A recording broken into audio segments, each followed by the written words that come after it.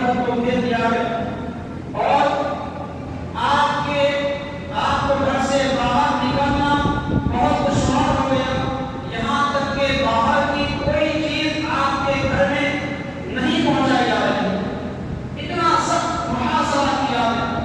بڑی ہی آزمائشوں کا وقت آیا اور یہ تاریخ میں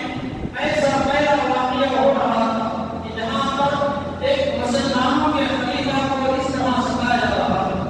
حضرت سیدنا عثمان غنی رضی اللہ تعالیٰ اب گھر میں آپ محاصرے میں چاروں طرف سے آپ کو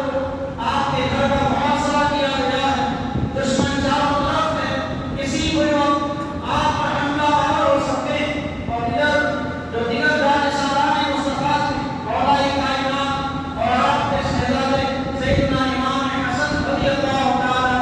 حضرت عثمان غنی رضی اللہ تعالیٰ ان کے پاس آ کر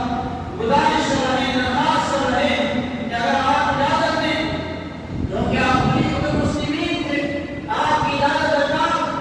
آپ سے اجازت لے رہے ہیں کہ اگر آپ اجازت دیں تو یہ تمام محاصرہ ختم کر دیا جائے گا، ان تمام دشمنوں کا خون بہایا جائے گا۔ حضرت سیدنا عثمان غنی رضی اللہ تعالیٰ عنہ کہتے ہیں کہ مجھے شہادت تو منظور ہے، لیکن شہر مصطفیٰ میں خون کا قطرہ ہے، یہ مجھے گوارا نہیں۔ پیارے آقا علیہ السلام کے اس مقدس شہر میں خون کا دریا ہے، مجھے گوارا نہیں ہے، شہادت کا جام میں نوش کرنے کا تیار۔ پیارے آقا علیہ السلام حضرت عبداللہ بن سلام رضی اللہ تعالیٰ عنہ کہتے ہیں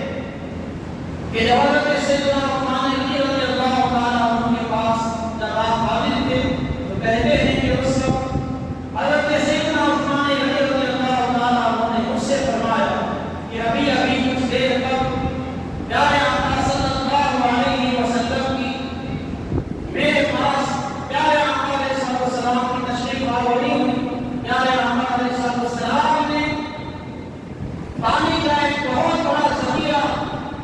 میرے پاس پیارے آقا علیہ السلام نے پیش کیا، وہ پانی میں نے نوش کیا۔ اس کے بعد رسول پاک علیہ السلام نے مجھ سے فرمایا کہ اے عثمان، تم چاہو تو تمہاری مدد کی جائے گی، اگر تم چاہو تو تم ہمارے پاس آ کر افطار کر لینا۔ کئی دن سے بھوکے پیاسے پیارے آقا علیہ السلام کہہ رہے ہیں کہ اے عثمان، چاہو تو ہمارے پاس آ کر افطار کر لینا۔ حضرت عبداللہ بن سلام کہتے ہیں کہ حضرت سیدنا عثمان غنی رضی اللہ تعالیٰ عنہ نے مجھ سے فرمایا